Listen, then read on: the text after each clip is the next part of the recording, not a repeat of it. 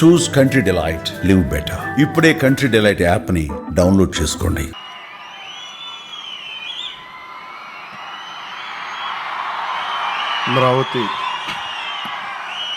అమరావతి పునఃప్రారంభం సందర్భంగా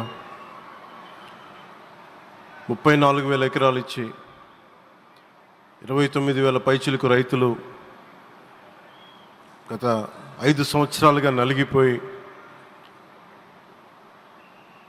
ఇక్కడికి వచ్చి రోడ్ల మీదకి వచ్చి ముళ్ళ కంచెల మధ్యలో కూర్చొని పోలీసు లాఠీ దెబ్బలు తిని కేసులు పెట్టించుకొని ఇంట్లో పెద్దవాళ్ళని కానీ చాలామందిని 2,000 పైచిలకు రైతులు ప్రాణాలు కోల్పోయి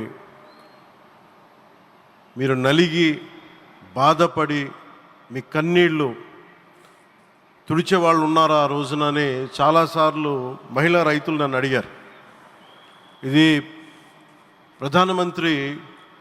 గౌరవ ప్రధానమంత్రి శ్రీ నరేంద్ర మోదీ గారికి తెలుస్తుందా అని ఒకసారికి 5 సంవత్సరాల క్రితం మీరు అడిగారు. నేను ఆ రోజు ఆయనకి తెలియకుండా ఏది ఉండదు, అమరావతి శాశ్వత రాజధానిగా ఉంటుందని ఆ రోజు మేమందరం కలిపి మాట ఇచ్చాం.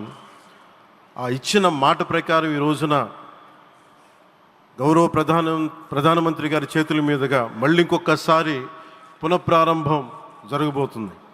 ఇది ఆది శంకరాచార్య 1237వ జయంతి సందర్భంగా తిరిగి అమరావతి పునఃప్రారంభం కావటం చాలా ఆనందాన్ని కలగజేస్తుంది. మనందరం 5 కోట్ల మంది ప్రజలకి సంబంధించి ఇది ఒక హబ్, ఇది సెంటర్, సెంటర్ ఇది. అంటే మనందరికీ సంబంధించిన ఇల్లు ఇది. మనందరం ఎవరిని అడుగుతున్నామంటే ఒక ప్రధానమంత్రి గారు పూర్వం సన్యాసాశ్రమంలో ఉన్నప్పుడు ఆయనకి అనికేత్ అనే పేరు పెట్టారు. అనికేత్ అంటే అర్థం పరమశివుడు, ఇల్లు లేనివాడని.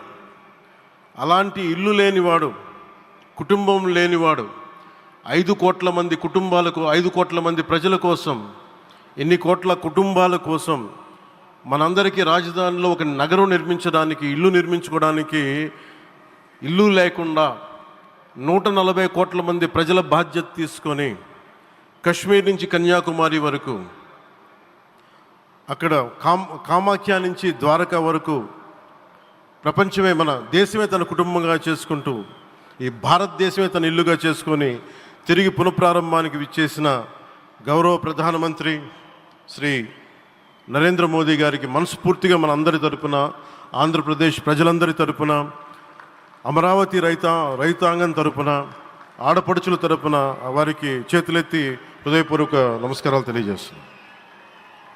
దివిసీమ తుఫాన్ వచ్చి అందరి ఆశలను తుడిచిపెట్టేసినట్టు గత ప్రభుత్వం రాష్ట్రం మరియు అమరావతి భవిష్యత్తుని తుడిచిపెట్టేసింది. అమరావతి అంటే పరదాలు, సెక్షన్ 30, సెక్షన్ 144 మాత్రమే గుర్తుకొచ్చేలా పనిచేశారు. నువ్వు ధర్మం కోసం నిలబడితే ధర్మం నువ్వు నిలబడేలా చేస్తుంది అనే విధంగా ఆ రోజున అమరావతి రైతులు, రాష్ట్ర ప్రజలు ఈ ధర్మ యుద్ధంలో విజయం సాధించారు.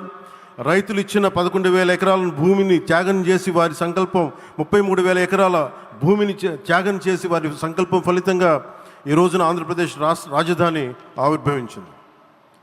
అమరావతి రాజధాని పనులు పునఃప్రారంభమవుతున్న ఈ శుభ సందర్భంలో ముందుగా రాజధాని నిర్మాణం కోసం స్వచ్ఛందంగా ముందుకొచ్చి తమ భూముల్ని, పొలాల్ని ప్రభుత్వానికి ఇచ్చిన అమరావతి ప్రాంత రైతులకు, మీ త్యాగానికి, గత 5 ఏళ్లుగా మీరు చేసిన పోరాటానికి శిరస్సు వంచి మీకు ధన్యవాదాలు తెలియజేస్తున్నాను.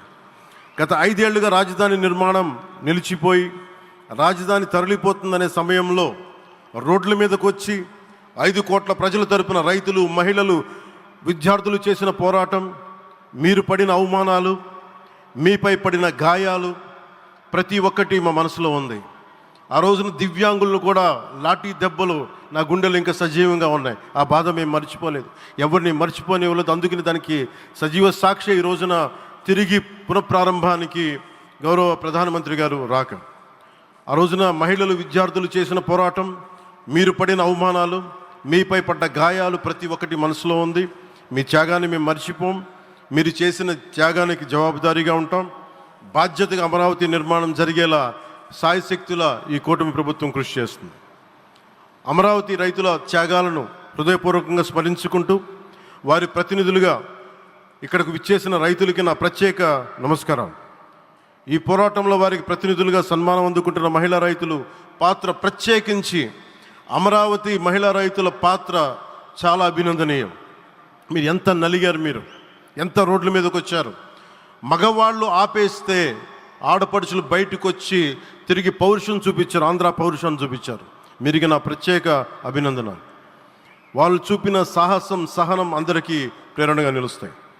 వేదిక మీద ఉన్న నా మంత్రివర్గ సహచరులకి, గౌరవ ప్రధానమంత్రి శ్రీ నరేంద్ర మోదీ గారికి, విజనరీ అయిన గౌరవ ముఖ్యమంత్రి శ్రీ నారా చంద్రబాబు నాయుడు గారికి, సోదరులు లోకేష్ గారికి, గవర్నర్ గారికి ప్రత్యేకించి నా హృదయపూర్వక నమస్కారాలు, ధన్యవాదాలు తెలియజేస్తున్నాను. అలాగే ఇతర సహచరులకు, సభకు హాజరైన వారికి, రాష్ట్ర ప్రజలకు కూడా నమస్కారాలు తెలియజేస్తున్నాను. ఇక్కడ రైతులు భూమిని మాత్రమే ఇవ్వలేదు, రాష్ట్ర భవిష్యత్తును నిర్మించే ఆశలను, విశ్వాసాన్ని ఇచ్చారు. కానీ 5 సంవత్సరాల్లో గత ప్రభుత్వం ఆ త్యాగాన్ని అవమానించింది. 3 రాజధానులు అస్తవ్యస్త విధానంతో ప్రజల విఘ్నతని, అమరావతిని అగౌరవపరిచింది. ఈరోజు ఈ వేదిక నుండి మేమందరం మీకు హామీ ఇస్తున్నాం, అమరావతి మళ్ళీ ఒక ప్రపంచ స్థాయి సర్వశ్రేష్ఠ రాజధానిగా ఆవిర్భవిస్తుంది.